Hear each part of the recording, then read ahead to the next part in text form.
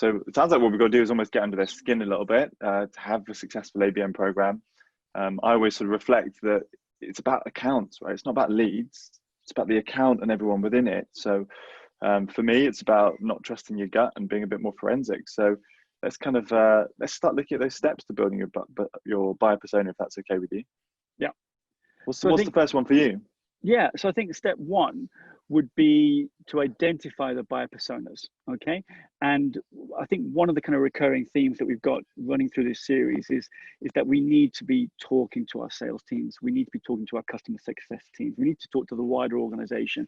We need to be getting all of that information, all of that insight, all that invaluable engagement that these teams have with our customers and with our prospects.